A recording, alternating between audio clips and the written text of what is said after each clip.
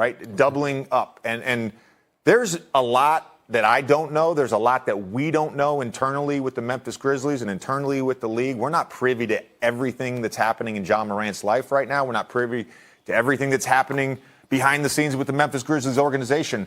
I do think a 25-game suspension for this is too severe. I'm not a fan of the behavior. I don't condone it. But I would generally start at probably doubling up what the suspension has already been, which was 8 games. I think the major point to me that JJ's statements kind of allude to is there is no victim in what Ja Morant is doing.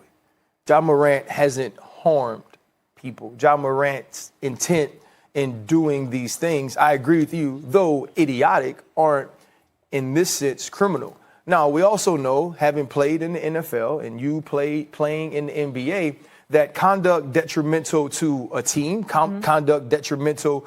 JJ, I'll start with you. I haven't heard your take on this subject yet. How many games do you think Ja should be suspended now as a second-time offender? So Stephen A. yesterday said 25 games. Is that correct? I just want to be clear what the sort of baseline. Go ahead. All I said is that I thought that's exactly what would happen at least. At least 25 games. Okay. Yes. So a couple things. Number one, don't condone Ja's behavior. And Ja Morant is not an idiot, but it's idiotic behavior. It is. I think also how sensitive everyone is right now to guns in general. Absolutely. I think that sort of factors into the outrage of this. My initial question is, has Ja Morant broken the law? Right? The Colorado police investigated. No law was broken. As far as we know so far, no law has been broken here. When we talk about a 25-game suspension, historically speaking, that's steroids. You're cheating the game of basketball. That's going up into the stands and fighting fans. That's, Gilbert, I think, got the whole season or 50 games, whatever it was, for bringing a gun into a locker room. Now, that is in violation of league rules. We have every season meetings with NBA security. They go through the gun laws with us. They go through the protocols with us.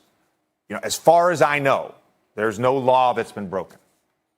The perception of what he is doing, given the incident last summer at his house with the 17-year-old, involves criminal offenses, and those things factor in to how the league has to reprimand a player. And this is such a difficult situation to really quantify a number of games because it's about decision making now for Ja Morant.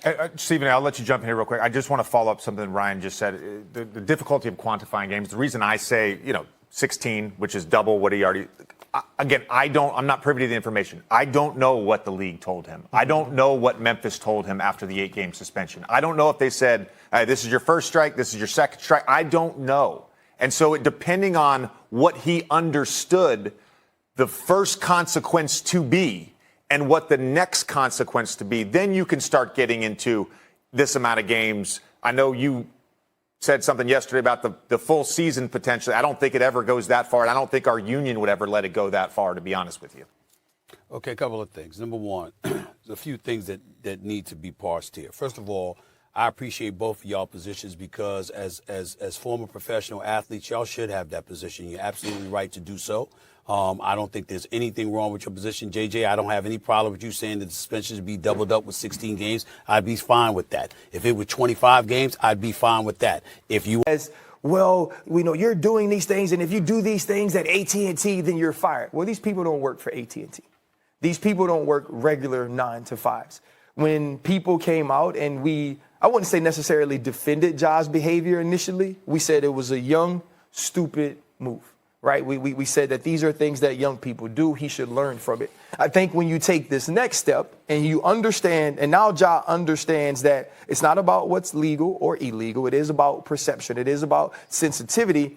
This move or this latest action moves into slight arrogance, right? It moves into almost a disassociation or a diminishing or dismissing what can happen or what can be the consequences of your action this time. And I don't believe Ja Morant thought through those things. I, as a football player, as an athlete, am never going to give a number of games that a player should be suspended. I'm never going to call for a player to lose his job. I'm never going to call for a player to lose money. I'm never going to call for a player to lose time. If it's 25 games, I would be fine with that. The league needs to make a point. Can I pause you? What if something serious had happened, like at that Denver nightclub when alcohol is involved in a gun? And what if something tragic did happen? Thank the good Lord it did not. Would you then put a number of games? Would you be comfortable saying it? Yeah, but I don't think we get to talk about the what ifs. I don't think we get to. I agree with that. I don't but think it we just get shows to. it shows the seriousness of the situation. Yeah, no, I'd say, but we don't get to punish on this could have happened. We can only punish about the what ifs, because the reality of the situation is on many, many occasions, while we've lamented some of the decisions that leagues have made over the years, they've taken into account the what if factor in their judgment. We may have lamented the fact that they did so, but the fact remains they do it. And we can't ignore that. Now, let me say this. I'm going to read something to y'all from a source that's very, very close to the league office, got Adam Silver on speed dial and Joe Dumars and guys like that on speed dial. I want to preface it by saying I do not agree with the severity of the suspension that this particular individual was calling for, but I want to read to you what he said in regards to Ja Morant. Behavior detrimental to the league. Best interest of the game. Two clauses that are relevant here. Public perception is also important. It is not a right to play in the NBA. It's a privilege. Because the NBA was so lenient and his family and the boys. Minimum half season without pay. And if continued misbehavior, potential loss of guaranteed extension. Also, as gambling becomes more profitable as a source of revenue to a league and its teams, players' character and the integrity of the game will be tested and become a more public issue. I don't agree with the half season. I don't agree with the full season by any stretch of the imagination. But the reason I felt it was important to read that to y'all is because those are the things that are being thrown in the ear of the decision makers as it pertains to the punishment that ultimately will be handed down to Ja Morant.